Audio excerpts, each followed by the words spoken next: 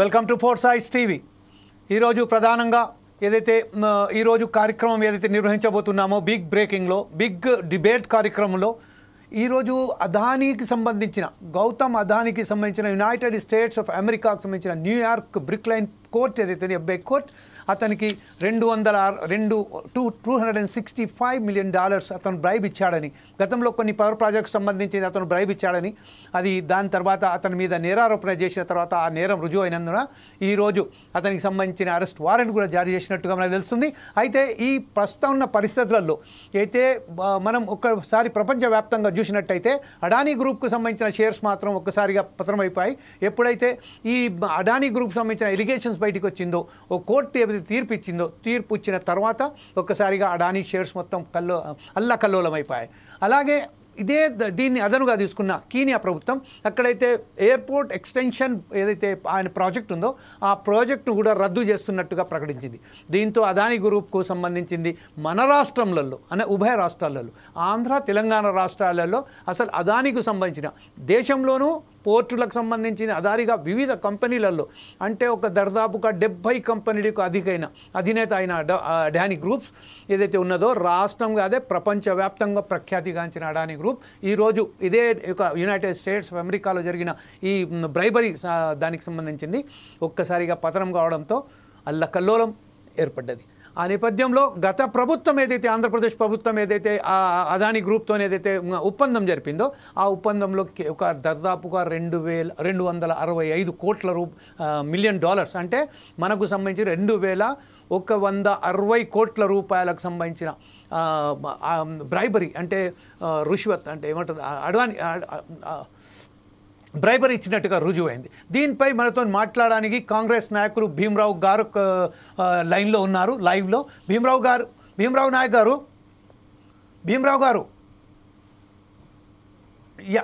Okay, Bhimarao గారు లైన్లో ఉన్నారు. అలాగే మనకు సంబంధించిన హెచ్ఆర్ఎఫ్ రాష్ట్ర ప్రధాన కార్యదర్శి రోహిత్ గారు కూడా మనతో ఉన్నారు. రోహిత్ గారు ఏదైతే ఉన్నారో వాళ్ళు హెచ్ఆర్ఎఫ్ తరఫున ఈరోజు కృష్ణ రోహిత్ గారు అలాగే అందరు కలిసి హెచ్ఆర్ఎఫ్ తరఫున ఒక కంప్లైంట్ కూడా ఇవ్వడం జరిగింది. ఆ కంప్లైంట్లో తక్షణమే అదానీకి సంబంధించిన పూర్తి ప్రాజెక్ట్స్ దానాన్ని వెనక్కి తీసుకోవాలి, అతన్ని సొమోటోగా కేసు బుక్ చేసి అతని మీద విచారణ జరిపించేసి అతను బ్లాక్ లిస్ట్లో చేయాలన్నట్టు కూడా ఒక రోహిత్ గారు అలా చేశారు. దాని తర్వాత ఇంకో బీజేపీ నాయకులైన వెంకటరెడ్డి గారు కూడా ఈరోజు మనతో ఉన్నారు మాట్లాడడానికి. ప్లస్ లక్ష్మణ్ రావు గారు వైసీపీ తరఫున లక్ష్మణ్ రావు గారు కూడా మనతో ఉంటారు. ఫస్ట్ మనం ఒకసారి రోహిత్ గారిని అడిగి తెలుసుకుందాం. రోహిత్ గారు, ఈరోజు మీరు ప్రధానంగా అడానీ గ్రూప్కు సంబంధించిన ఫస్ట్ ఒకసారి రాహుల్ గాంధీ ఏం మాట్లాడారు ప్రెస్తోని అదొకసారి చూసిన తర్వాత రోహిత్ గారి దగ్గరికి వెళ్దాం. రాహుల్ గారు ప్రెస్తో మాట్లాడారు అడానీ గ్రూప్ సంబంధించింది, అంటే దేశవ్యాప్తంగా ఎలా అయితే జరుగుతుందో దాని మీద ఒకసారి రాహుల్ గాంధీ ఏం మాట్లాడారో మనం ఒకసారి చూద్దాం please.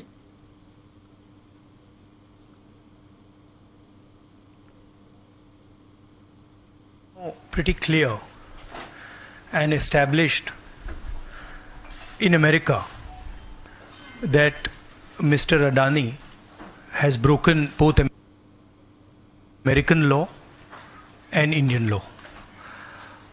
He's been indicted in the United States, and I'm wondering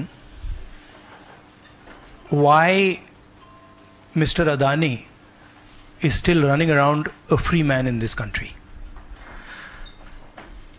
Chief ministers have been arrested. Jharkhand chief minister was arrested. Many people have been arrested, and Mr. Adani has done apparently 2,000 crore scam, multiple others probably, but he's scot-free. He's running around, there's no problem, there's no investigation.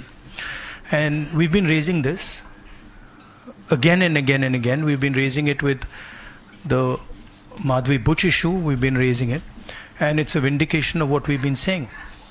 The Prime Minister is protecting Mr. Adani, and the Prime Minister is involved in corruption with Mr. Adani. This has been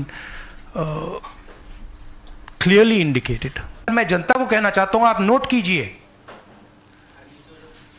scam किया है 2000 करोड़ रुपए का, मगर मैं आपको guarantee देके कह रहा हूं ये व्यक्ति ना अरेस्ट होगा, ना इस पे इन्वेस्टिगेशन होगा, क्योंकि प्रधानमंत्री इसके साथ जुड़े हुए हैं.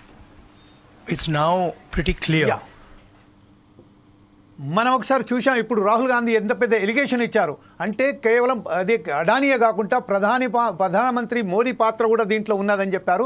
అలాగే ఏదైతే ఉన్నదో ఇప్పటిగా ఫ్రీ మ్యాన్గా ఎందుకు మూవ్ అవుతున్నారు, అతని మీద ఇన్వెస్టిగేషన్ చేసి అతను అరెస్ట్ ఎందుకు చేయలేదు అంటే గతంలో ఏదైతే కేజ్రీవాల్ను అరెస్ట్ చేశారు, కవితను అరెస్ట్ చేశారు, మనీష్ సిసోడియాని అరెస్ట్ చేశారు, హేమంత్ సోరెన్ని అరెస్ట్ చేశారు, వీళ్ళందరిని అరెస్ట్ చేసినప్పుడు అంటే ప్రధాని రాహుల్ గాంధీ మాత్రం వాళ్ళ పేర్లు తీసుకోలేదు కానీ హేమంత్ సోరెన్ పేరు మాత్రమే తీసుకున్నారు. కానీ ఈరోజు కవిత గారు కూడా ఇదే మాట అన్నారు. అయితే ఏదైతే ఎలిగేషన్స్ ఉన్న సమయంలోనే వీళ్ళందరినీ చేశారు. దర్దాపుగా 2100 కోట్ల స్కామ్ చేసిన అడానీ ఈరోజు ఫ్రీగా ఎందుకు తిరుగుతున్నారు దాని మీద ఇంకో ఛాలెంజ్ ఏం చేశారంటే అతను అరెస్ట్ కాడు, ఎట్టి పరిస్థితుల్లో కూడా అతను అరెస్ట్ చేయరు, ఎందుకంటే he is a clutches of BJP, he is in ఆయన గుప్పెట్లో ఉన్నారు కాబట్టి అతనికి ఏం కాదు అన్నట్టుగా చాలా పెద్ద ఒక అలిగేషన్ ఇచ్చారు. దీనిపై హెచ్ఆర్ఎఫ్ ప్రధాన కార్యదర్శి, రాష్ట్ర ప్రధాన కార్యదర్శి రోహిత్ గారు మీరు ఏదైతే సెమోటివ్గా వీళ్ళు విన్నపం చేశారో దానికి సంబంధించింది మీ సమాచారం ఏంటి, మీరేం చెప్పదలుచుకున్నారు?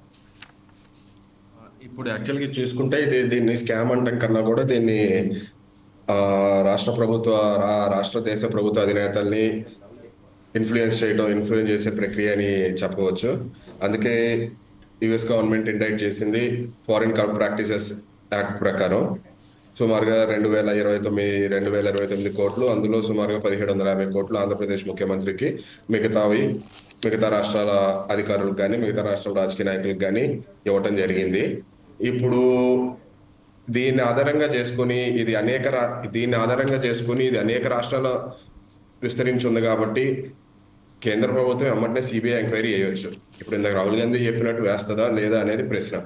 ఇందులో అభియోగాలు ఎదుర్కొన్న వాళ్ళు ఏ పార్టీకి చెందిన వాళ్ళైనా కావచ్చు, ఎందుకంటే ఇక్కడ ఆంధ్రప్రదేశ్కి సంబంధించి ఉంది, ఒడిశాకి సంబంధించి ఉంది, తమిళనాడుకు సంబంధించి ఉంది, జమ్మూ కాశ్మీర్కి సంబంధించి ఉంది, కనీసం 4-5 రాష్ట్రాలు కానీ కేంద్ర పాలిత ప్రాంతాలు కానీ ఉన్నాయి. ఇన్ని రాష్ట్రాలకు ఉన్నప్పుడు సిబిఐ ఎంక్వైరీ తప్పకుండా వేయాలి.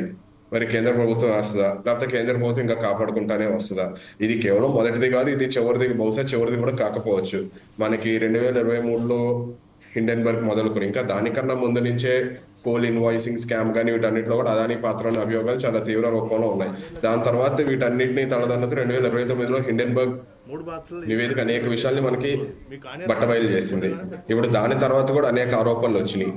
దాని తర్వాత మళ్ళీ ఇది వచ్చింది. ఈ మధ్య కాలంలో సెబీ అదానీ మీద ఎటువంటి చర్యలు తీసుకున్న దాఖలా లేదు, ఎటువంటి చర్యలు తీసుకుంటుందనే నమ్మకం కూడా జనాల్లో కలిగించలేని పరిస్థితుల్లో మన సెబీ ఉంది. సెబీ చైర్పర్సన్ మాధవి పూరి బుచ్ గారు కానీ ఎవరైనా ఉన్నారు.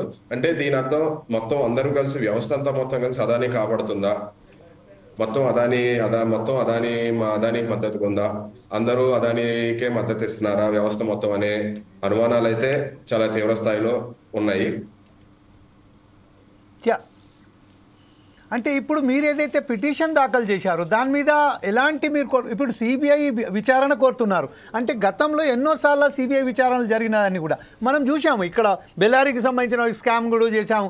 ప్రతిసారి వీళ్ళు తప్పుకోవడం అంటే జరుగుతుంది. కాకపోతే ఈరోజు అంతే ఆంధ్రాలోనే కాకుండా తెలంగాణలో కూడా అంబుజా సిమెంట్ కానీ ఇంకా ఇతర పవర్ ప్రాజెక్టులు కానీ అతను కూడా ఒప్పందం చేయడం జరిగింది. ఈ ఒప్పందం జరిగిన నేపథ్యంలో ఇంత పెద్ద స్కామ్ 2021 నుంచి నడుస్తున్నది. అందులోనూ కూడా ప్రధాన పాత్ర పోషించింది ఇందరు భారతీయులే. ఎవరైతే ఆ ఇన్వెస్టిగేషన్లో ఏదైతే ప్రధాన పాత్ర పోషించింది అది మన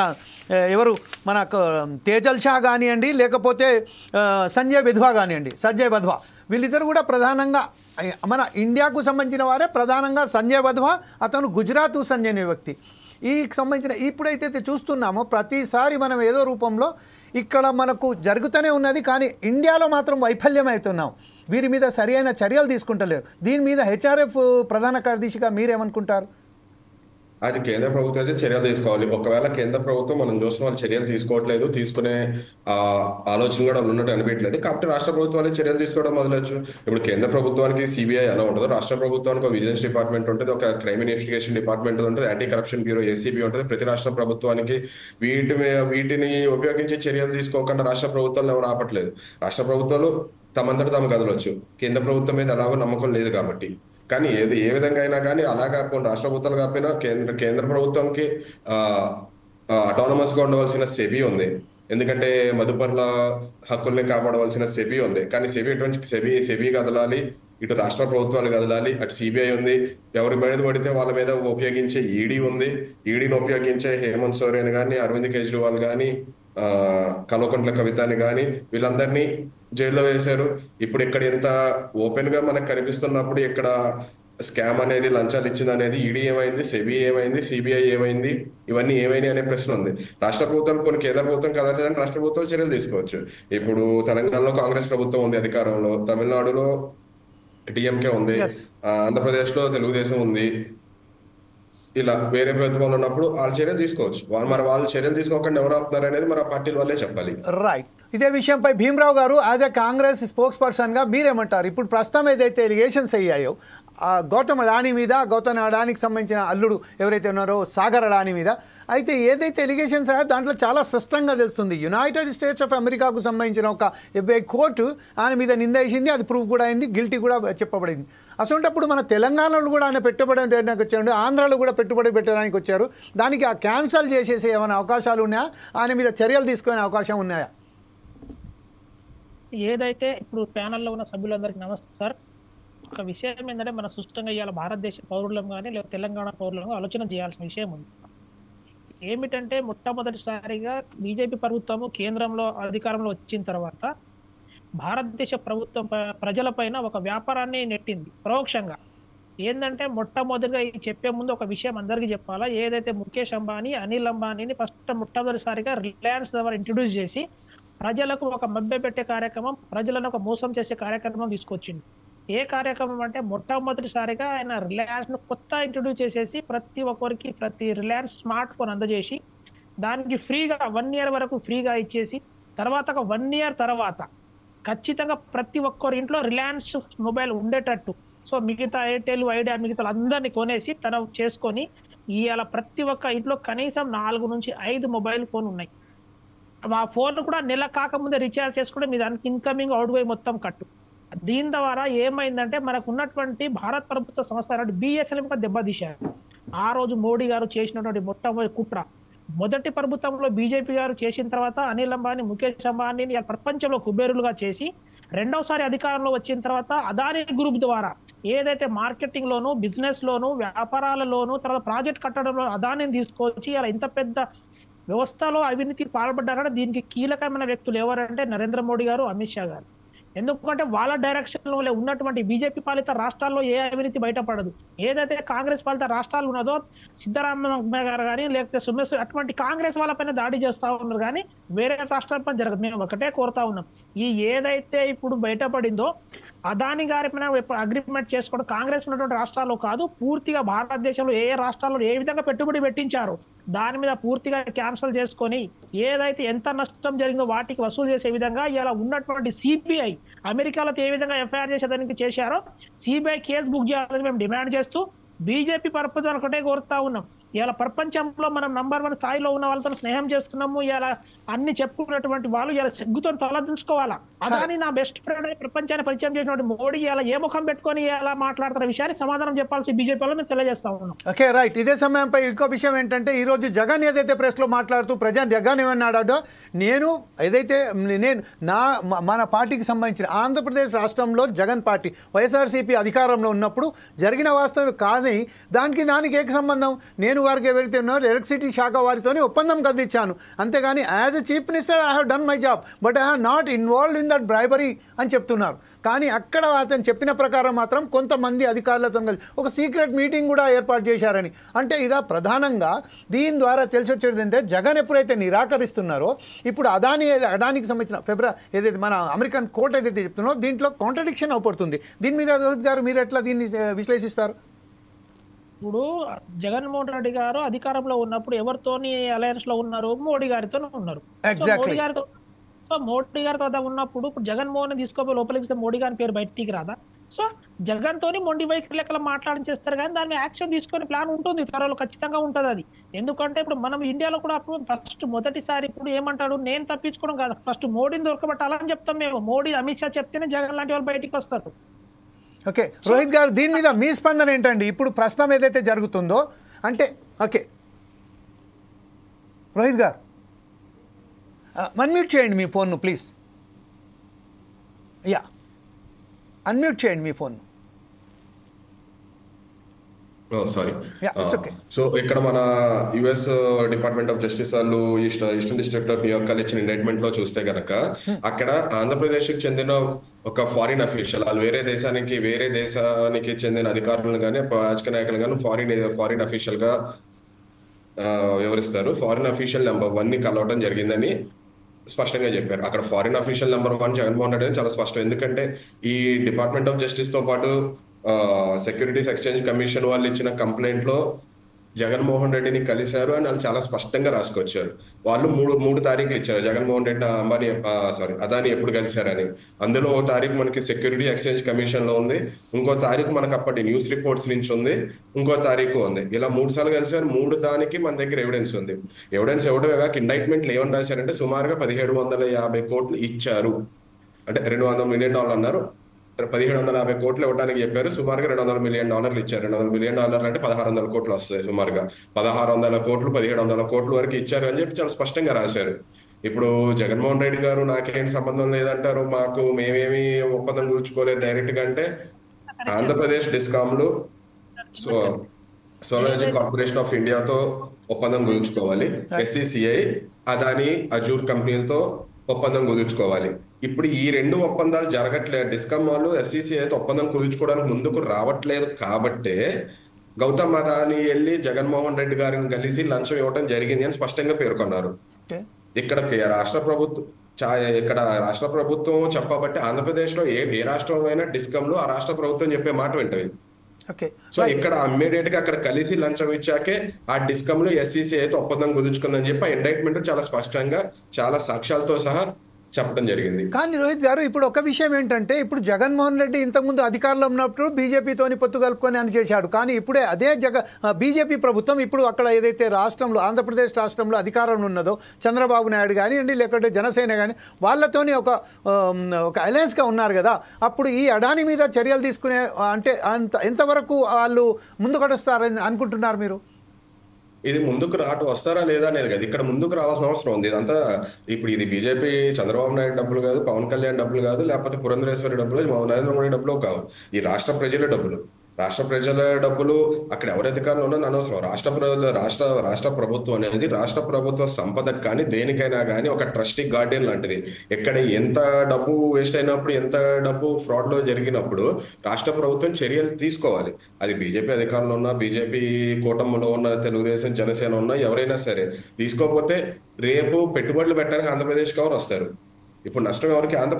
ఆంధ్రప్రదేశ్ ఇమేజ్ కి, భారతదేశ్ ఇమేజ్ కి. ఇప్పటికే కెన్యా వాళ్ళు అదాని కాంట్రాక్ట్ రద్దు చేస్తే నిన్న ప్రకటన ఇచ్చారు. బంగ్లాదేశ్ వాళ్ళు అదాని కాంట్రాక్ట్ మేము సమీక్షిస్తామని పేర్కొన్నారు.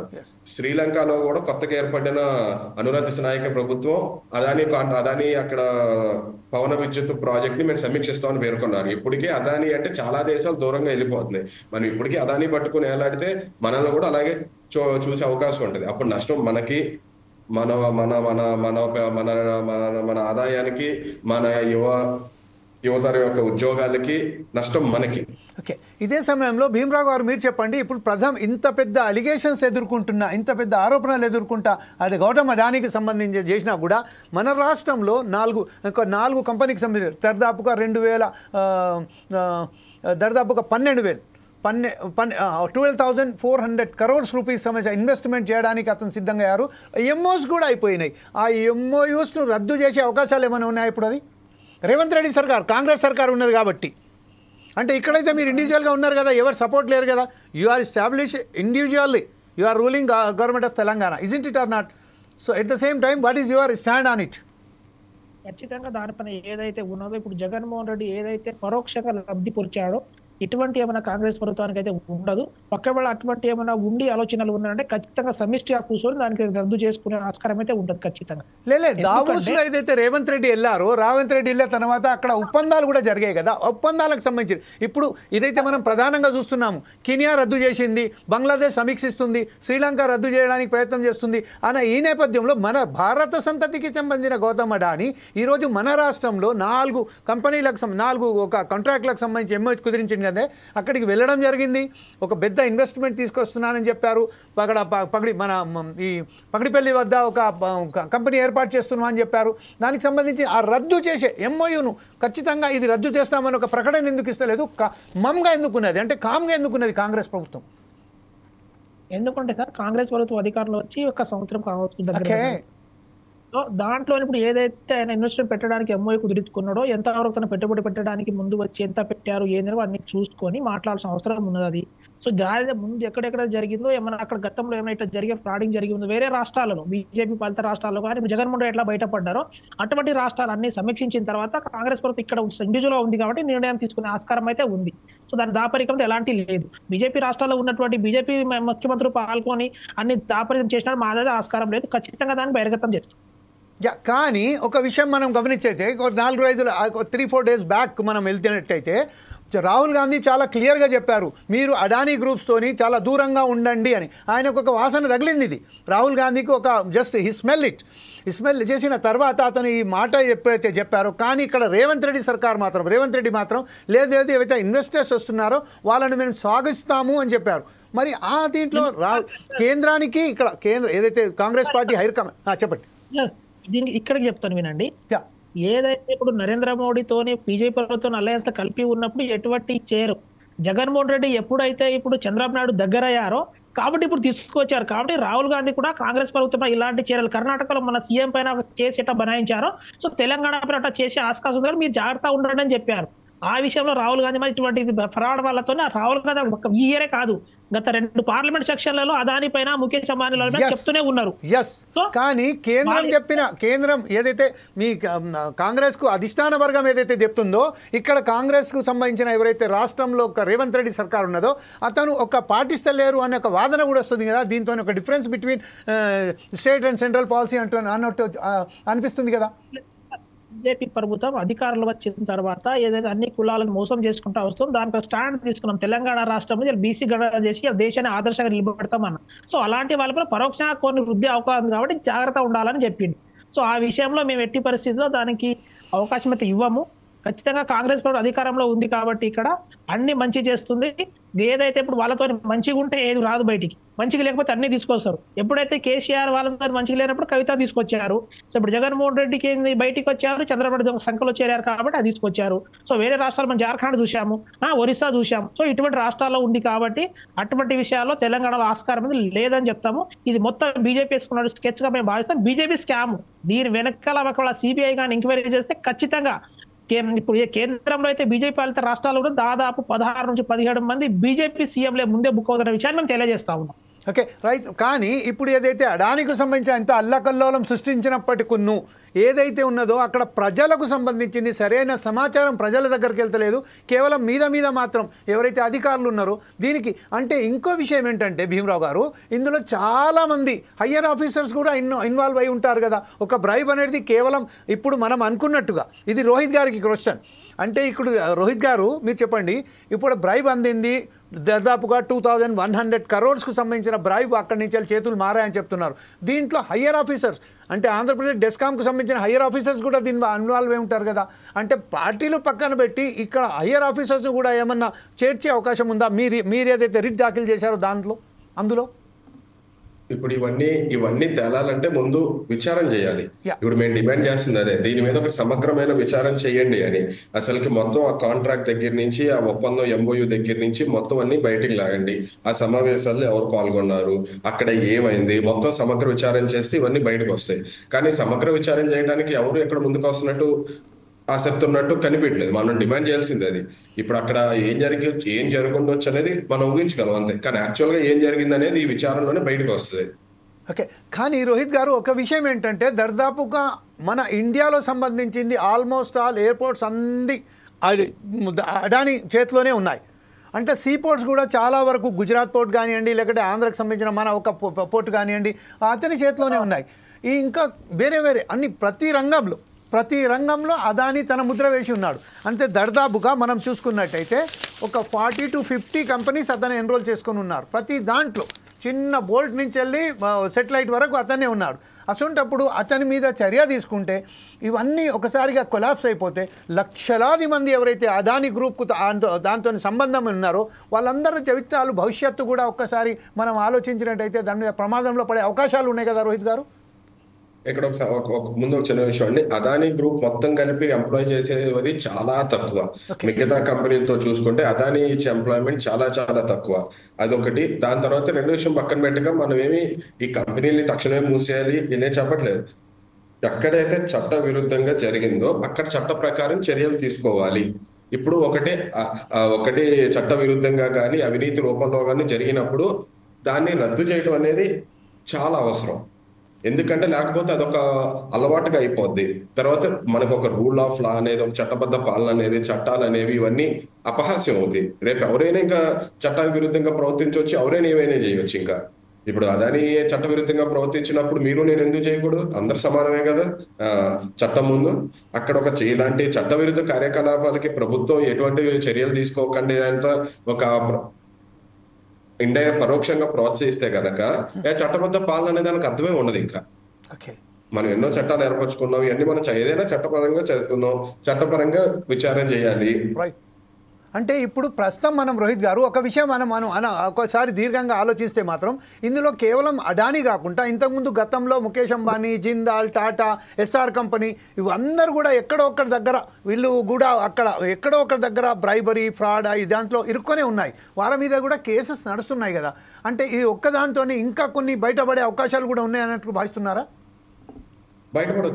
బయటపడకూడదని ఏం లేదు. కాకపోతే ఎంత ముందాటికన్నా ఇప్పుడు అదాని మీద ప్రచారం కానీ దృష్టి కానీ ఎందుకు ఎక్కువ ఉందంటే, ఇంతకు ముందు ఎప్పుడు దేశ ప్రధానమంత్రి అనే వ్యక్తి ఒక్క పారిశ్రామికవేత్త కోసమే పనిచేస్తున్న పరిస్థితులు ఎప్పుడూ లేవు. కొంతమంది పారిశ్రామికవేత్తలకు అనుకూలంగా ప్రభుత్వం ఉండొచ్చు, లేకపోతే పెట్టుబడిదారులకు ప్రభుత్వం అనుకూలంగా ఉండొచ్చు, కానీ కేవలం ఒక పారిశ్రామికవేత్తకు మాత్రమే అనుకూలంగా ప్రధానమంత్రి స్థాయి వ్యక్తి ఉండటం అనేది ఇప్పుడు వరకు భారతదేశ చరిత్రలో ఎప్పుడూ లేదు. అందుకే ఇప్పుడు దీనికి ప్లస్ ఇన్నిసార్లు మనకి ప్రతిసారి కనీసం 2012-13 నుంచి ఇన్వెస్టిగేటివ్ జర్నలిస్టులు కానీ వీళ్ళు కానీ, అంతెందుకు కేంద్ర ప్రభుత్వం యొక్క సొంత డైరెక్టరేట్ ఆఫ్ రెవెన్యూ ఇంటెలిజెన్స్ కానీ, సెబీ కానీ అదానీలో ఉన్న లొసుగుల్ని 2000 కనీసం ఒక దశాబ్దం పైనుంచి బయట పెడతానే ఉన్నాయి. దశాబ్దం అంటే మనకి కరెక్ట్ మోడీ ప్రభుత్వం వచ్చి దశాబ్దం అయింది, కానీ చర్యలు ఎంతో తీసుకోలేదు. కేంద్ర ప్రభుత్వ సంస్థలే చెప్పింది, ఇందులో సిబిఐ చెప్పింది, డిఆర్ఐ చెప్పింది, ఈ సెబీ చెప్పింది, అది కానీ ఇన్వెస్టిగేటివ్ జర్నలిస్టులు బయట తీసుకొచ్చినవి ఇవన్నీ ఉన్నాయి, కానీ అన్నిటి గురించి చర్యలు ఎంతో తీసుకోవట్లేదు. అంటే ఇప్పుడు భీమరావు గారు మీరు చెప్పండి, ప్రస్తుతం ఏదైతే మనం చూసాము బెల్లారికి సంబంధించిన ఒక స్కామ్ కూడా, ఇంత పెద్ద స్కామ్ బయటికి వచ్చింది, దాని తర్వాత కొన్ని రోజుల పాటు సంవత్సరాల పాటు అతను జైల్లో ఉన్నాడు. అలాగే జగన్ మీద కూడా ఎన్నో ఎలిగేషన్స్ వచ్చాయి, జగన్ కూడా జైల్లో ఉన్నాడు. దాని తర్వాత కూడా అతను బయటికి వచ్చారు. సిబిఐ అయితే ఈడీ కానీ సిబిఐ కానీ వాళ్ళు ఎంత పాత్ర పోషించినప్పటికీ ఇప్పుడైతే మనం చూస్తున్నాం ఒక చిన్న కేసులో కేజ్రీవాల్, మనీష్ సిసోడియా, అలాగే కల్వకుంట్ల కవిత వీరికి సంబంధించిన ఎలిగేషన్స్ ఉన్నంత మాత్రాన వాళ్ళని తీసుకొని జైల్లో పెట్టడం జరిగింది. దాదాపుగా 1 సంవత్సరం పాటు జైల్లోనే ఉన్నారు. అయినప్పటికీ వాళ్ళు వచ్చారు. ఈరోజు ఏదైతే చెప్తున్నారు కానీ వారికి సంబంధించిన ఎక్కడ కూడా జగన్ బెయిల్ మీద వచ్చి చీఫ్ మినిస్టర్ కూడా అయిపోయాడు. అలాగే బెల్లారికి సంబంధించిన కేసు ఇప్పటి వరకు ఏం అందులో ప్రోగ్రెస్ ఏమున్నది కూడా ఎవ్వరికి తెలియట్లేదు. ఒక 4 రోజుల పాటు మీడియా బాగా వృద్ధాంతం చేస్తే దాని తర్వాత మళ్ళీ కామ్గా అయిపోతుంది అని ఒక వాదన ఉంది. దానికి సంబంధించి మీరేమంటారు? ఇప్పుడు ఏదైతే బీజేపీ ప్రభుత్వం 2009 అధికారంలో వచ్చిందో, అధికారంలో రాకముందు కొంత కాంగ్రెస్ ప్రభుత్వాలు కూడా అవినీతి జరిగిందని చెప్పేసి ఆ రోజు సిబిఐకి ఉన్నటువంటి రైట్స్ ని మనము స్వాతంత్రంగా వాళ్ళకు విచారించే హక్కును కల్పించి వాళ్ళకు ఫ్రీడమ్ ఇచ్చినాం. బీజేపీ అధికారంలో వచ్చిన తర్వాత సిబిఐ కానీ తర్వాత రాష్ట్రంలో ఉన్న ఏసీబీ కానీ ఫ్రీడమ్ గా స్వచ్ఛంగా విచారణ చేస్తుందనండి. ఇప్పుడు ఎన్ని స్కామ్ల పైన కేవలం బీజేపీకి వ్యతిరేకంగా పోయే వాళ్ళ మీదనే విచారణ చేస్తారు తప్ప బీజేపీ తనకులో ఎవ్వరి మీద సిబిఐ విచారణ చేయదు. సిబిఐకి ఉన్నటువంటి రైట్స్ ని మొత్తం బీజేపీ వాళ్ళ చేతిలో పెట్టుకున్నారు. ఇలా బీజేపీ ప్రభుత్వం అధికారంలో వచ్చిన తర్వాత ముఖేష్ అంబానీ కానీ లేకపోతే అనిల్ అంబానీ కానీ తర్వాత అదానీ ద్వారా వాళ్ళకు పార్టీకి సంబంధించిన తర్వాత బాండ్ల రూపంలో ఇవాళ లక్షల కోట్ల రూపాయలు వాళ్ళు డిపాజిట్ చేస్తూ ఉన్నారు. సో అదానీ లాంటి వాళ్ళ మీద విచారణ జరగడం కానీ లేకపోతే బీజేపీ పాలిత రాష్ట్రాల్లో ఉన్న సీఎంల పైన విచారణ చేయడం కానీ జరగదు. ఇప్పుడు అదానీ అనేది ఇలా దేశంలో ఉన్నటువంటి దాదాపు 30% అన్ని ప్రాజెక్టులు అతని చేతుల్లోనే ఉన్నాయి. ఇదే కాకుండా ఆంధ్రప్రదేశ్ లో జగన్మోహన్ రెడ్డి వాళ్ళతో కలిసి ఉన్నప్పుడు దాదాపు ఒక 9 ఎయిర్పోర్ట్ 9 వాళ్ళ గన్నవరం పోర్ట్ లాంటి వాళ్ళ చేత ఎంఓఏ చేసుకున్నాడు. ఇలా విశాఖ స్టీల్ ప్లాంట్ ని పరోక్షంగా తను కొనాలనుకున్నాడు, ప్రైవేటీకరణ చేద్దామని చెప్పేసి. అలా అన్నప్పుడు అక్కడ ఉన్నటువంటి కొత్తగా వచ్చినటువంటి ఎన్డీఏ ప్రభుత్వం అనుకోవచ్చు, గత ప్రభుత్వం ఏం చేసింది, పైన ప్రజల వద్ద మేము కొట్లాడతామని చెప్పింది, ఢిల్లీకి పోయి కాలు మూకి వచ్చింది. ఇక్కడ తెలంగాణ అటువంటి విషయాలు లేవు. కాబట్టి కేసీఆర్ వ్యవహరించే తీరు అని చూడొచ్చు, లేకపోతే వేరే చంద్రబాబు నాయుడు తీరైతే ఉండదు. కానీ అదాని లాంటి వాళ్ళ మీద ఖచ్చితంగా సిబిఐకి ఫ్రీడమ్ గా ఇస్తే, వాళ్ళ పని వాళ్ళు చేయనిస్తే, ఖచ్చితంగా అదాని పైన జరిగినటువంటి ఎంఓల పైన విచారణ చేసే అధికారం సిబిఐ ఉంది. కాబట్టి సుమోటోగా తీసుకొని కేసు విచారణ చేయాలని చెప్పి మేము డిమాండ్ చేస్తా ఉన్నాం. అదే సుమోటో కేసు గురించే కదా ఇప్పుడు హెచ్ఆర్ఎఫ్ వాళ్ళు కూడా వాళ్ళు ఇప్పుడు చేసింది సుమోటోగానే కేసు వాళ్ళకు నమోదు చేయాలి అని కదా హెచ్ఆర్ఎఫ్ వాళ్ళు చేసింది. అయితే సిబిఐ కూడా వర్కింగ్ అండర్ ద సెంట్రల్ గవర్నమెంట్ను, దట్పై మనం ఎంతవరకు అతని మీద నమ్మొచ్చు? అప్పుడు మీరు చెప్తున్నట్టుగా సిబిఐ ఇంతకుముందు విచారణ జరిపింది, ఆ కేసులు అట్లనే ఉన్నాయి పెండింగ్లో అని చెప్తున్నారు కదా. ఇప్పుడు కూడా సిబిఐని అప్పగిస్తే ఇప్పుడు ప్రస్తుత పరిస్థితుల్లో యునైటెడ్ స్టేట్స్ ఆఫ్ అమెరికా ప్రభుత్వం ఏదైతే ఇతనికి గిల్టీగా చెప్పిందో, గిల్టీగా చేసిన తర్వాత ఇమీడియట్లీ అతన్ని అరెస్ట్ చేయడే కంపల్సరీగా అరెస్ట్ చేయవలసిందే కదా. ముందు విచారణ చేయాలి సార్. ఇప్పుడు విచారణ చేసే క్రమంలో వాళ్ళని అడ్డుకోకుండా ఇప్పుడు మళ్ళీ చిన్న మీకు చెప్పొచ్చు, మొదటగా మనం విచారణ చేసేవానికి కల్పిస్తేనే కదా ఆయన ఏంటో బయట లాగేది. అరెస్ట్ అనేది తర్వాత సెకండరీ, కానీ విచారణకే నువ్వు ఆటంకం కలిగించడం ఎలా బయటికి వస్తుంది వాస్తవ విషయాలు? సో ఈ ఏదైతే వాస్తవ విషయాలను కూడా ఆటంకం కలిగించేది బీజేపీ ఉంటుంది ప్రభుత్వం. కాబట్టి మేము బీజేపీ సిబిఐని ఎటువంటి ఆటంకం కలిగించకుండా విచారణ చేసేటువంటి రైట్స్ కలిగిస్తే, రైట్స్ ఉన్నాయి కానీ అడ్డుపడకుండా ఉంటే ఖచ్చితంగా అదాని కానీ, ముఖేష్ అంబానీ కానీ, ఇంకా అనిల్ అంబానీ అందరినీ బయటికి తీసుకొస్తారు. ఎక్కడెక్కడ అవినీతి జరిగిందని వాళ్ళు తీసుకొస్తారు, కానీ వాళ్ళని రానియకుండా అడ్డుపడతా ఉన్నారు ఇదైతే అధికారంలో ఉన్న ప్రభుత్వాలు. కాబట్టి కేంద్ర ప్రభుత్వాన్ని ఏంటంటే సిబిఐ పైన తమ ఆధిపత్యాన్ని తగ్గించాలని ప్రజలు కోరుకుంటున్నారు. ఎందుకంటే ఇన్ని కేసులు పెండింగ్ ఉన్నాయి. ఒక సిబిఐ కేసు 12 సంవత్సరాలు 9 సంవత్సరాలు పెండింగ్ ఉంటుందా అండి? రాష్ట్రంలో కానీ మన కేంద్రంలో కానీ ఉన్నటువంటి కేసుల పైన ఒక్కసారి ఆలోచన చేస్తే న్యాయ వ్యవస్థ పైన ఉన్నటువంటి నమ్మకాన్ని తీసేస్తా ఉన్నారు. ప్రజల్లో ఉన్నటువంటి ఏముంటది, కేసు చేస్తారు, ఆడవాళ్ళు మీరు చెప్పినట్టు హడావిడి చేస్తారు, అయిపోతుంది అనుకున్నట్టు. సో ప్రజలను నమ్మకం కలిగించాల్సినటువంటి నరేంద్ర మోడీ ఏదో మన్ కీ బాత్, మన్ కీ రాత్, మన్ కీ అంటున్నారో, మన్ కీ బాత్ కాదు, ప్రజలను నమ్మకమైన విశ్వాసాన్ని కల్పించే మాటలు మాట్లాడాలి అని చెప్పేసి మేము కోరుతా ఉన్నాం. ఏది చేసినప్పటికీ ఇప్పుడు ప్రస్తుతం అయితే జార్ఖండ్, మహారాష్ట్రలో ఎన్నికలు అయిపోయిన తర్వాత కూడా ఈ స్కామ్ బయటికి రావడం అనేది ఒక ఎన్నికల ముందుగానే వస్తే మాత్రం ఇప్పుడు ఏదైతే ప్రెడిక్షన్స్ చేస్తున్నారో, ఎన్నికల ప్రెడిక్షన్స్ ఏదైతే ఉన్నాయో, ఎన్నికలకు సంబంధించిన అది జార్ఖండ్లో, మహారాష్ట్రలో, అలాగే యూపీలో 9 స్థానాలకు ఏదైతే ఎలక్షన్స్ జరిగాయో దాని తర్వాత ఇది రావడం అనేది మరొకసారి కనుక బీజేపీ ప్రభుత్వం సంబంధించిన అక్కడ ఒక సపోర్టివ్గా వచ్చేసి అయితే వీళ్ళకు మరొకసారి ఒక గ్యాప్ దొరికినట్టు అవుతుంది అని మనం భావించవచ్చా? ఏంటంటే ఆల్రెడీ ఇప్పుడు మీరు చూశారు అమెరికాలో కేసు ఏ డేట్ నాడు అది లగేషన్ వచ్చిందంటే భారత ప్రభుత్వం తెలిసి ఉండదా, విదేశాంగ శాఖ తెలిసే ఉంటది. మాకు మైనేజ్ జరుగుతుంది చెప్పేసి దాపిరకం దాపెట్టారనే విషయం మేము కొంత భావిస్తా ఉన్నాము. అది వాస్తవమా కాదని ఖచ్చితంగా ఏ ఉంటది. ఇప్పుడు ఏదైనా సరే విదేశాంగ శాఖకు ప్రతి ఒక్క ఇన్ఫర్మేషన్ ఉంటది ఎవరు ఏంటనేది. సో అలాంటిది ఇప్పుడు అమెరికాలో ఎలక్షన్ స్టాండ్ లో దాబెట్టి ఉంటారని మేము భావిస్తా ఉన్నాం. అంటే రోహిత్ గారు ఇప్పుడు విషయం ఏంటంటే సౌతర్న్ పార్ట్కు సంబంధించిన ఏదైతే ఉన్నారో వాళ్ళు ఎప్పుడు చూసినా కూడా అంటే కిందనే స్థాయిలో ఉన్నారు. కాకపోతే నార్దర్న్ పార్ట్కు సంబంధించిన ఏదైతే ప్రతి చోట మనకు ఎక్కడనో అక్కడి నుంచి వెళ్ళి అక్కడ వాళ్ళకు లింక్ తగులుతూనే ఉన్నది. కానీ ఈ స్కామ్లో బయటికి తీసుకురావడానికి కూడా ఏదైతే ఇప్పుడు చెప్పినట్టుగా సంజయ్ వధ్వా అతను గుజరాత్కు చెందిన వ్యక్తి, ప్లస్ అప్పుడు ఇంకోటి తేజ షా ఎవరైతే ఉన్నా ఆయన కూడా గుజరాత్ సంబంధించిన వ్యక్తి. వీళ్ళు బయటికి గుజరాత్ లో 70% మొత్తం అదాని గ్రూప్ సంస్థనే సార్. గుజరాత్ లో టోటల్ గా అక్కడ ఉన్నటువంటి సీఎం ఉన్నారు రూపాని గారు, మొత్తం 70% మొత్తం ఇండస్ట్రీ మొత్తం అదాని చేతిలోనే ఉంటుంది. సో 70% అక్కడ రావడం మోడీకి ఎలా సంబంధం లేదంటాం మనం. యా అంటే ఇప్పుడు ఖచ్చితంగా రోహిత్ గారు మీరు చెప్పండి, ఇప్పుడు మన భీమరావు గారు చెప్తున్నట్టుగా దీంట్లో మోడీ ప్రభుత్వానికి సంబంధించి మోడీ ఖచ్చితంగా దీంట్లో ఇన్వాల్వ్, అంటే మోదీ ఏదైతే చెప్తారో నా దగ్గర ఏమీ లేదు, ఫస్ట్ నేను ఒక బ్యాచిలర్ లాగానే ఉంటున్నానని చెప్తున్నారు కదా, అసలు అతను నా దగ్గర ఏమీ లేదు చెప్తున్నారు. అమిత్ షా అంటే మనం కొంచెం నమ్మొచ్చు, ఎందుకంటే మనం చూసాం ఇంతకుముందు అక్కడ అమిత్ షా ఎప్పుడైతే గుజరాత్లో ఒక హోమ్ మినిస్టర్గా ఉన్నాడో అప్పుడు అక్కడ మైన్స్కు సంబంధించింది ఎలా జరిగాయి, అతని మీద ఎలా ఏమేమి ఆయన మీద ఎలిగేషన్స్ ఉన్నాయి అవన్నీ మనకు తెలిసిన విషయం. ఎలిగేషన్స్ అన్నీ ఉన్నాయని మనకు తెలిసే ఉంది. కాకపోతే ఈరోజు he is a home minister of our country. So how can we say that ఇక్కడ న్యాయం జరుగుతుందని? అది హోమ్ మినిస్టర్, ఆయన ప్రధానమంత్రి, హోంమంత్రి వాటితో సంబంధం లేదు. చివరికి ప్రధానమంత్రి అయినా హోంమంత్రి అయినా వాళ్ళు రాజ్యాంగబద్ధులు, రాజ్యాంగం కట్టుబడి ఉండాలి, ఉన్న చట్టాలకు కట్టుబడి ఉండాలి. తప్పే ఎవరు చేసినా తప్పే, అది మనం చేసిన తప్పే, వాళ్ళు చేసిన తప్పే. ఇప్పుడు కాకపోతే మిగతా అమిత్ షా దేశాల్లో ఏంటంటే ఒక అమిత్ షా ప్రజాస్వామ్య కుమారుడు ఇలా సంప్రదాయం ఉంది. ఐసీసీకి కూడా మిగతా సెలెక్ట్ అయ్యారు. దేశాల్లో ఇటువంటి పై స్థాయి రాజకీయ నాయకుల మీద ఆరోపణలు వస్తే కనుక వాళ్ళు తక్షణమే రాజీనామా చేస్తారు. ఎందుకంటే తాము అధికారంలో ఉంటే కనుక విచారణ సరిగ్గా సాగే అవకాశం లేదని అనుమానాలు జనాల్లో ఉంటాయో అని. Yeah. మన దగ్గర అటువంటి ప్రజాస్వామిక సంస్కృతి లేదు. Yes. మన దగ్గర అటు విచారణ జరుగుతూనే ఉంటది. వీళ్ళు ఇంకా ముఖ్యమంత్రులుగాను ఉంటారు, ప్రధానమంత్రులుగాను ఉంటారు, లేకపోతే ఎంపీలుగా ఉంటారు, ఎమ్మెల్యేలుగా ఉంటారు. అటు విచారణ జరుగుతూనే ఉంటది, ఎప్పటికీ సాగుతూనే ఉంటది. మన దగ్గర ఏంటంటే మన దేశంలోనే ప్రజాస్వామిక సంస్కృతి అనేది తక్కువ మిగతా పాశ్చాత్య దేశాలతో పోల్చుకుంటే. Yeah.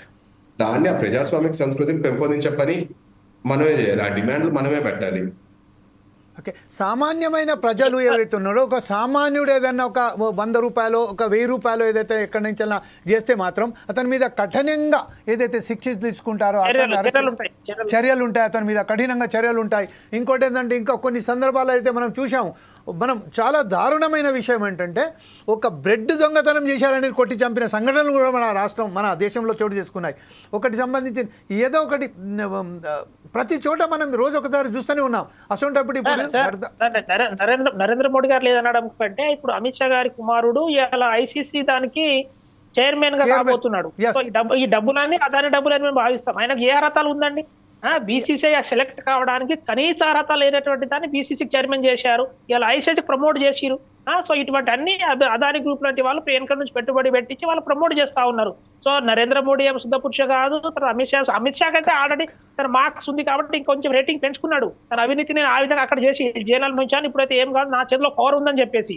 సో బీజేపీ అనేది ఏదైతే ఉన్నదో ప్రైవేటీకరణ చేయడం అనేది ఇలాంటి అదాని లాంటి గ్రూప్లను, అంబానీ లాంటి గ్రూప్లను పెంచడమే తప్ప భారతదేశ ప్రజలకు అటువంటి మేలు చేసే కార్యక్రమాలు ఏది కూడా చేయలేదు. మన్ కీ బాత్ లేదు, దిల్ కీ బాత్ లేదు, రాత్ కీ బాత్ లేదు, అన్ని ఉత్తి మాటలు అనే విషయాన్ని గ్రహించాలి ఇక్కడ. కానీ భీమరావు గారు, ఒక విషయం మాత్రం మనం చూసుకుంటున్నైతే, ఇంతకుముందు గతంలో 2 పర్యాయాలు మోదీ ప్రధానమంత్రిగా ఉన్నాడు, 3వ పర్యాయం కూడా వచ్చారు.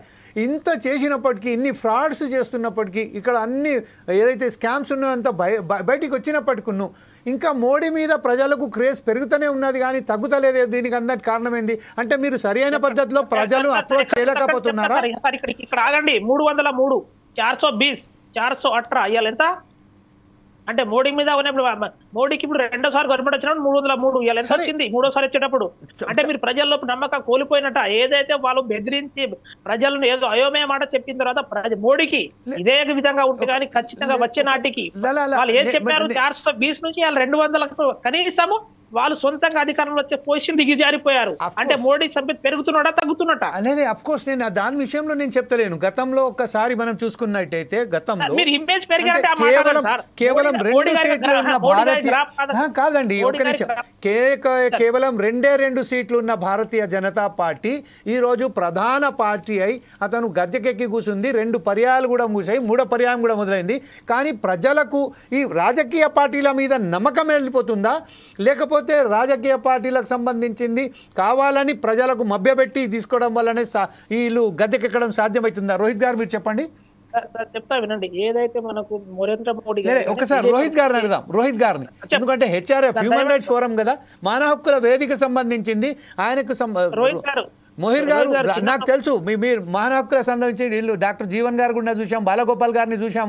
బాలగోపాల్ గారు ఏదైతే పని చేశారో దాన్ని ఈ రోజుకు కూడా ప్రపంచం మొత్తం ఆయనకు రుణపడి ఉంటుందని నేను అనుకుంటాను. పర్టికులర్ గా ఆదివాసీలు, దళితులు, ఎస్సీలు, ఎస్టీలు. కాంగ్రెస్ ప్రభుత్వం అధికారంలో ఉన్నప్పుడు ఆర్టీఐ చట్టాన్ని బలోపేతం చేసి ప్రజలకు ఉన్న సమాచారాన్ని అందజేసింది. కానీ అదే బీజేపీ అధికారం వచ్చేది, అదే ఆర్టీఐ చట్టాన్ని పూర్తి తొంగలు దూసి కనీస సమాచారం ఇవ్వకుండా ఇలా భారతదేశంలో ఏం జరుగుతున్నది, ఏ మూలలో ఏం జరుగుతున్నది మనం కనీసం సమాచారం తీసుకొని దాన్ని విశ్లేషించుకునే అధికారం లేకుండా చేసినటువంటి ప్రభుత్వం సార్ ఈ బీజేపీ అంటే. ఆర్టీఐ ద్వారా ఫస్ట్ టైం లేదు, బీజేపీలో ఉన్న రోహిత్ గారు, బీజేపీలో ఉన్న సగం మంది కూడా కాంగ్రెస్ నుంచే వెళ్ళిపోయిన వాళ్ళు కదా. ఇక్కడ బీజేపీ కాంగ్రెస్ లిటరల్గా కదండి. ఇప్పుడు ఈ లంచాల దాంట్లో చూసుకుంటే మిగతా 2029 కోట్లు, 1750 కోట్లు ఆంధ్రప్రదేశ్ గవర్నమెంట్కి వెళ్తే మిగతా డబ్బులు వెళ్ళిన రాష్ట్రాల్లో ఛత్తీస్గఢ్ ఒకటి. అప్పుడున్న ముఖ్యమంత్రి కాంగ్రెస్ ముఖ్యమంత్రి బఘేల్.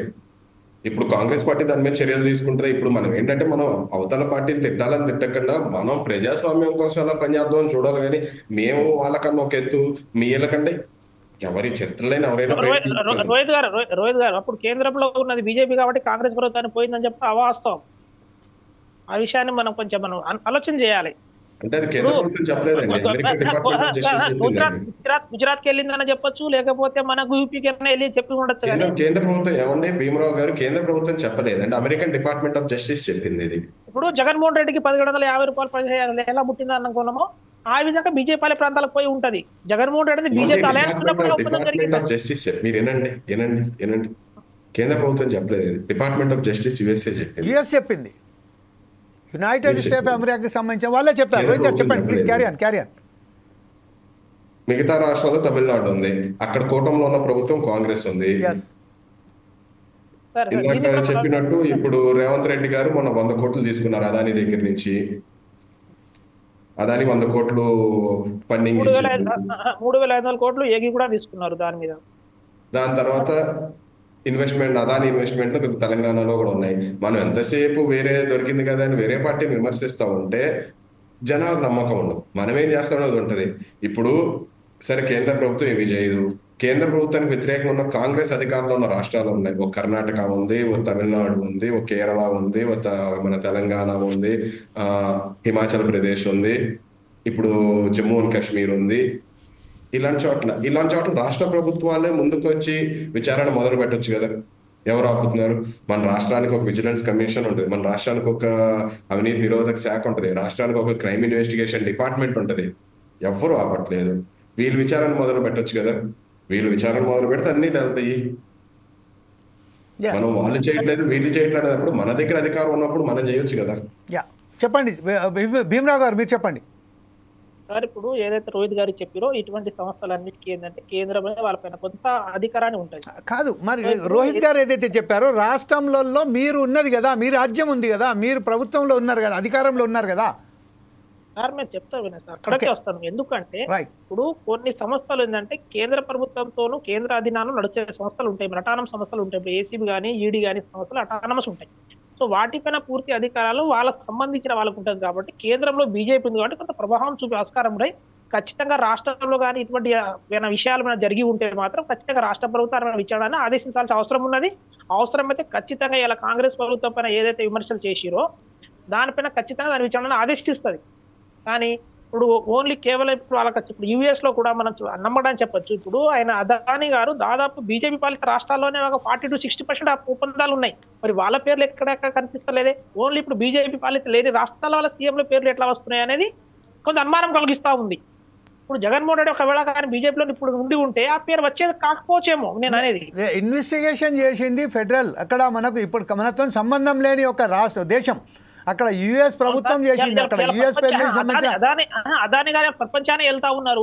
వెళ్ళింటారు అంతా కూడా చేయకపోవచ్చు మనం నమ్మడానికి అంత ఆస్కారం లేదు. ఖచ్చితంగా విచారణ జరగాలని కోరుకుంటాం.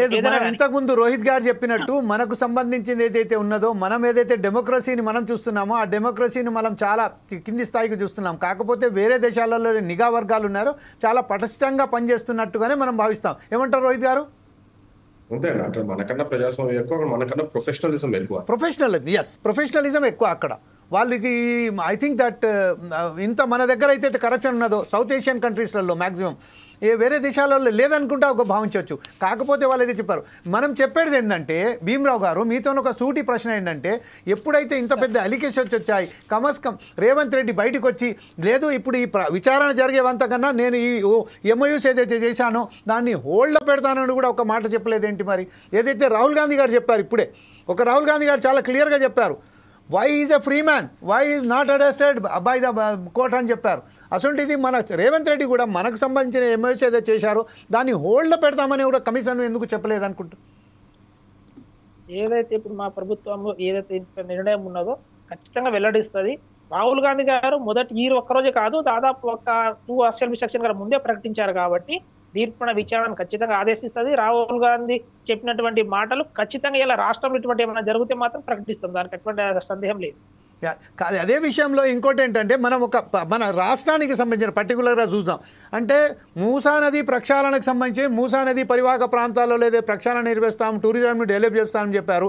ఇక్కడ రత్నగిరి నుంచి వెళ్ళి వాళ్ళు పదయాత్ర పెట్టకుండా కేవలం బీబీనగర్ ప్రాంతంలోని పగిడిపల్లి ఆ ప్రాంతాలకు వెళ్ళి రావడం అనే వెనకాల అసలు వాస్తవానికి అంబుజా సిమెంట్ ఫ్యాక్టరీకు అక్కడ వ్యవస్థాపించడానికే, అక్కడ నిర్మించడానికే అక్కడ ప్రక్రియ మొదలైంది. ఆ భాగంలో కాలంలోనే చేశారు అని ఒక వాదన కూడా ఉంది. దానికి సంబంధించి మీరేమంటారండి?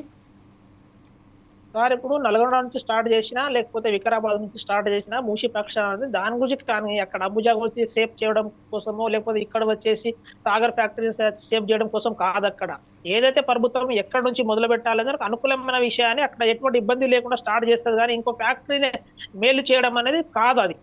సో మూసి ప్రక్షాళన ఎందుకు అనుకున్న విషయాన్ని మనం మొదటికి వస్తే, గత 2 సంవత్సరాల కింద మనం ఏం చూసాం, హైదరాబాద్ లో ఫ్లడ్ వచ్చిన తర్వాత ఎంత నష్టం జరిగింది, భవిష్యత్తులో ఇటువంటి జరగకూడదని చెప్పేసి మూసి పక్షాలను పెట్టుకున్నాం. కానీ ఎవరు అంబుజానో లేకపోతే ఇంకో భారత్ను పెట్టుకోవడానికి కాదనే విషయాన్ని గుర్తుపెట్టుకోవాలి. దీంట్లో నేను మీతో ఒకసారి విభేదిస్తానండి. ఎందుకంటే మూసి ప్రక్షాళన అనేది కేవలం టూరిస్ట్ డెవలప్మెంట్ గురించే చేస్తున్నాము. కాకపోతే ఏదైతే హైడ్రా ఏదైతే చేస్తున్నదో, ఏదైతే చెరువులు మాయమైన హైదరాబాద్ పరిసర ప్రాంతాలలో ఆ చెరువులపై ఎవరైతే కబ్జాదారులను వాళ్ళు చేయడం అది వేరు. మూసీకి సంబంధించిన పరివాహక ప్రాంతాలలో డిస్ప్లేస్మెంట్ చేసి వారికి అక్కడి నుంచి వెళ్ళి వేరే చోటికి మార్చడం అనేది అది వేరు.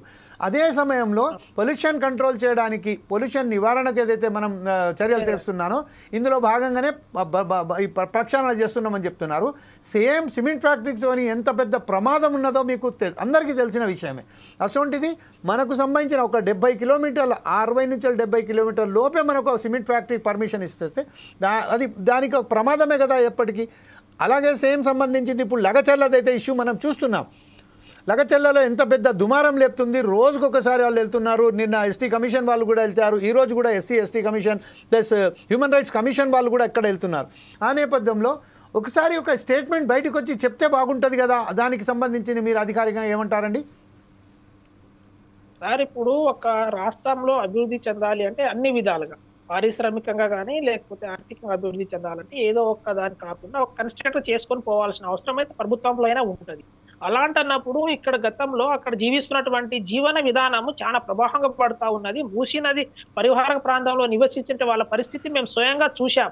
మీరు వర్షాకాలంలో రాగానే దాదాపు మన నల్లకుంటలో ఉన్నటువంటి ఫీవర్ హాస్పిటల్లో ఒక్కసారి గంట సేపు వచ్చి నిలబడితే మీరు ఎక్కడి నుంచి వచ్చారు అమ్మా అని చెప్తే పూర్తిగా మూసి ప్రవాహక ప్రాంతంలో ఉన్నటువంటి ప్రజలు అక్కడ హాస్పిటల్కి వస్తూ ఉన్నారు. సో ఆ ప్రాంతం నుంచి వాళ్ళకు విముక్తి కల్పించి వాళ్ళకు స్వచ్ఛమైన జీవనాన్ని ఇవ్వడం కోసమే మూసి పక్షాన పెట్టుకుని అదే విధంగా ఆ ప్రాంతంలో టూరిజం డెవలప్ చేసుకున్నాం అనేది ఒక కాన్సెప్ట్ పెట్టుకొని పనిచేస్తా ఉన్నాం.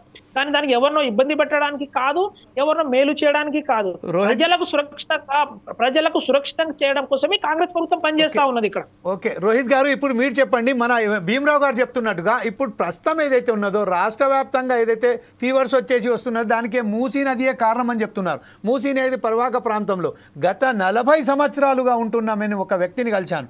ఎక్కడ మన మలక్పేట ప్రాంతంలో, మలక్పేట అది కింద బ్రిడ్జ్ కింద అక్కడ 40 సంవత్సరాల నుంచి వెళ్ళి అంటే దాదాపుగా 25 ఇయర్ నుంచి వెళ్ళి అతను కంటిన్యూగా ట్యాక్సెస్ కడుతున్నాడు, ఎలక్ట్రిసిటీ బిల్స్ కడుతున్నారు.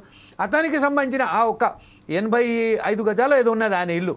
ఆయనను కలిసినప్పుడు అతను ఏమంటానంటే from past 40 years I'm living here, but at the same time from 25 years I'm paying the taxes, electricity bills and each and everything, and right now they comes to me to demolish it all. I'm displacement. So how can I go? I have all access here only. I have my family members also. They are ready. They are giving only 900 square feet ఒక double bedroom flat ఇస్తున్నారు. నేను నా కుటుంబానికి సంబంధించి తీసుకెళ్ళాలని చెప్పారు. దీనికి మనం భీమరావు గారు ఏదైతే చెప్తున్నారు దీనికి ఒక సరి అయిన పద్ధతిలో ఒక హెచ్ఆర్ఎఫ్ తరఫున, హ్యూమన్ రైట్స్ ఫోరం తరఫున మీరు ఏమంటారని చెప్పండి sir please. Musi first and foremost అక్కడ జనాలతో చర్చ జరపాలి. ఎస్, మూసీ పరివాహక ప్రాంతంలో నివసిస్తున్న సుమారుగా ఆ నెంబర్ మర్చిపోయాను, రెవర్పేటలో కానీ బఫర్ జోన్ లో కానీ నివసిస్తున్న మొత్తం ఫ్యామిలీస్ వాళ్ళతో చర్చ జరపాలి. అక్కడ మూసీ నదిని క్లీన్ చేయొద్దు అని ఎవరు అనట్లేదు, మూసీ నదిలో ఉన్న ఆక్రమణ తొలగించొద్దు అని కూడా ఎవ్వరు అనట్లేదు. వాళ్ళతో చర్చించి ఏం చేయాలి. ఇప్పుడు వాళ్ళని తీసుకొచ్చి ఔటర్ రింగ్ రోడ్ బయట ఉన్న 2 BHK స్థలం చాలా కష్టం కదా, అక్కడి నుంచి రోజు పనులకు రావడం అనేది అంత ఆదాయ మార్గం ఉండదు. వచ్చిన ఆదాయం కాస్త వచ్చే ఆదాయం టైం కాస్త జర్నీకే సరిపోద్ది. కొంతమంది కుటుంబాలు ఎక్కువ ఉండొచ్చు, కొంతమంది కుటుంబాలు తక్కువ ఉండొచ్చు. ఎక్కువ ఉన్న కుటుంబాలకి బహుశా 2 ఫ్లాట్లు ఇవ్వాల్సి రావచ్చు. ఇవన్నీ ముందు డీల్ చేయాలంటే చర్చించాలి కదా వాళ్ళతో. లేదంటే ఇంకో మార్గం ఉంది, పోనా మూసీ బఫర్ జోన్ లోనే ఒక ప్రాంతంలోనే అపార్ట్మెంట్లు కట్టి అక్కడే ఇన్స్టిట్యూట్ డెవలప్మెంట్ అంటారు, అది చేయొచ్చు. పోనీ ఇవన్నీ ఫస్ట్ ఇవన్నీ ఎక్కడ వస్తాయి, ఇవన్నీ మనం చర్చిస్తే వస్తాయి. ఇవన్నీ మనం పబ్లిక్ ప్రైవేట్ పార్ట్నర్షిప్ అంటాం. ఇక్కడ పబ్లిక్ అంటే గవర్నమెంట్ ప్రైవేట్ పార్ట్నర్షిప్ అయింది, కానీ పబ్లిక్ కేర్ యాక్చువల్ గా పబ్లిక్ ప్రైవేట్ పార్ట్నర్షిప్ లో పబ్లిక్ లేదు, గవర్నమెంట్ ఉంది, ప్రైవేట్ ఉంది, కానీ పబ్లిక్ ఉండాలి కదా. ఎస్. ఇప్పుడు నేను రెడీ చెప్పాను, నేను అక్కడ ఉండేవాడిని కాదు, ఆ బహుశా అక్కడ ఉండేవాళ్ళు ఇంకా 10 చెప్పగలరు ఆప్షన్స్.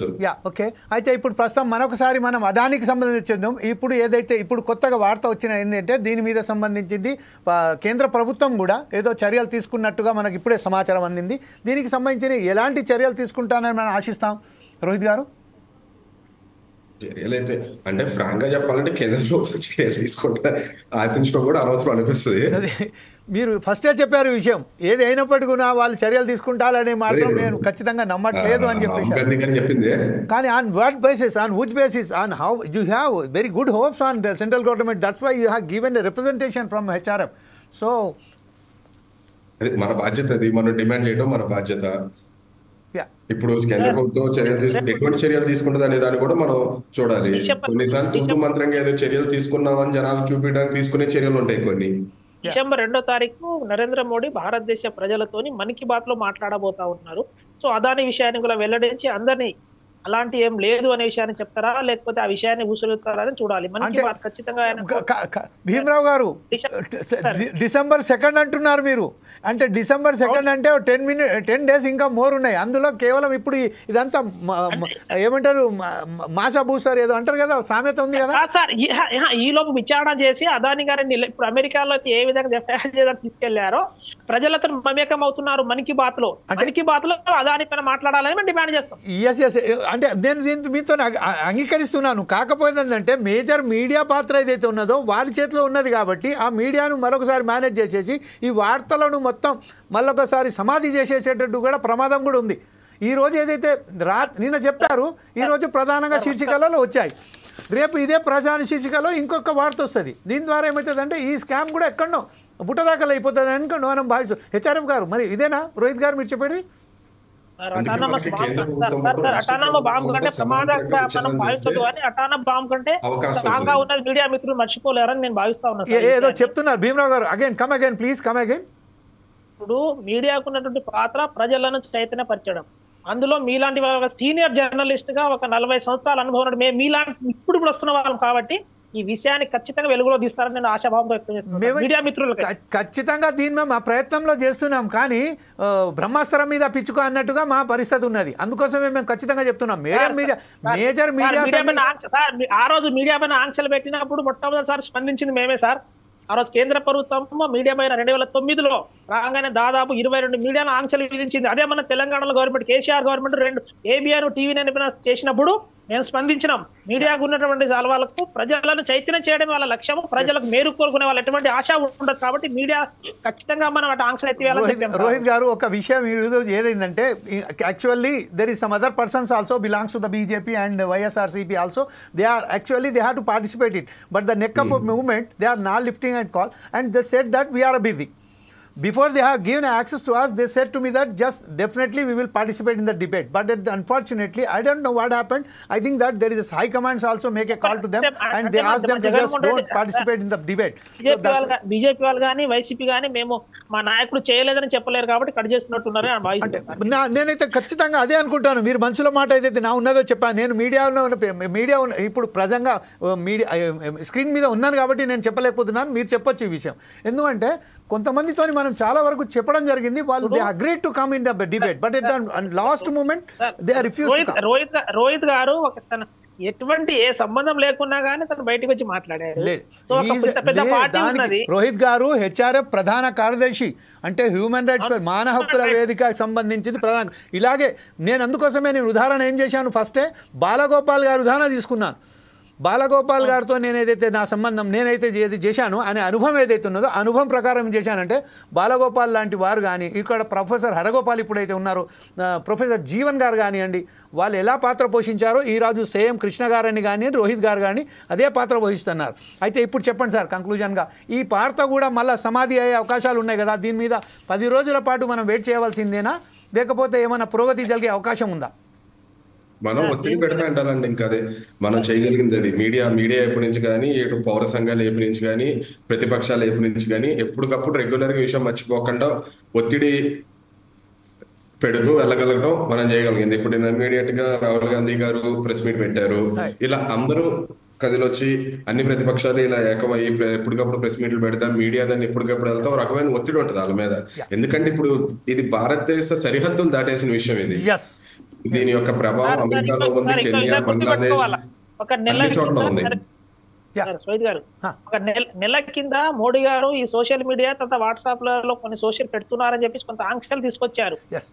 సో నాకు తెలిసి ఇటువంటి మీడియాలను కట్టడి చేస్తే కొన్ని వాస్తవ విషయాలు బయటికి రావనేమో అనుమానం కలుగుతుంది నాకు. కాకపోతే ఇంకో విషయం రోహిత్ గారు, భీమరావు గారు, రాష్ట్రంలో మన తెలంగాణలో ఇలా ప్రభుత్వం ఉన్నది, కానీ ఆంధ్రాలో మాత్రం బీజేపీ కూటమితో ఉన్నది కాబట్టి బీజేపీ చంద్రబాబు నాయుడు దీని మీద ఏమైనా ఆంక్షలు విధించే యాక్షన్ తీసుకునే అవకాశం ఉందనుకుంటున్నా మనం. యాక్షన్ తీసుకుంటారు లేదు, కానీ ఇప్పుడు వరకైతే వాళ్ళు ఏమీ మాట్లాడలేదు.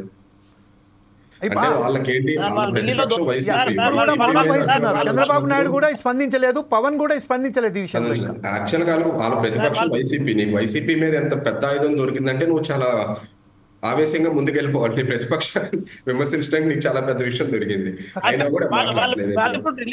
ఎంత చెప్పినప్పటికీ ప్రతిపక్షంలో ఉన్న ప్రజాపక్షంలో ఉన్నా కూడా, ఇప్పుడు ప్రజాపక్షంలో ఉన్నారు కాబట్టి ప్రతిపక్షంలో జగన్ ఉండవచ్చు అనే అసెంబ్లీకి వస్తలేడు, అది వేరే విషయం.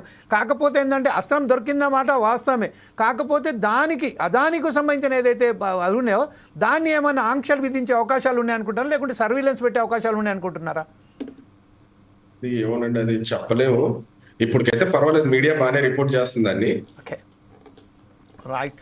ఈరోజు ఏదైతే చర్చ జరిగిందో కేవలం అడానికి సంబంధించిన అల్లాకల్లోలం ఏదైతే అయిపోయిందో, దేశవ్యాప్తంగా ప్రపంచవ్యాప్తంగా అడానికి సంబంధించిన షేర్లు మొత్తం పడిపోయాయి. దీనికి లక్షలాది మంది ఎవరైతే షేర్స్ ఇన్వెస్ట్ చేశారో వారికి సంబంధించిన ఈ రోజు మాత్రం చాలా భారీగా నష్టాలతో వాళ్ళు తనకు తాను సరిపెట్టుకోవాల్సి వచ్చింది. అదే నేపథ్యంలో అదానికి సంబంధించిన 2100 కోట్ల రూపాయల లంచాలతో అతను ఈ చేశాడు. ఆంధ్రప్రదేశ్ డిస్కామ్, అలాగే ఛత్తీస్గఢ్కు సంబంధించిన, తమిళనాడుకు సంబంధించిన ఈ ప్రాంతాలలో ఏదైతే ఉన్నదో దానిలో బ్రైబ్ ఇచ్చారని ఏదైతే తేలిందో దాని విషయంపై ఇలా మాట్లాడినందుకు హెచ్ఆర్ఎఫ్ ప్రధాన కార్యదర్శి అయిన రోహిత్ గారికి, అలాగే కాంగ్రెస్ నాయకుడైన భీమరావు గారికి చాలా చాలా కృతజ్ఞతలు తెలుపుతూ రేపు ఇంకొక విషయంతో మీ ముందుకు వస్తాం. అప్పటిదాకా స్టిల్ ట్యూన్ టు ఫోర్సైజ్ టీవీ.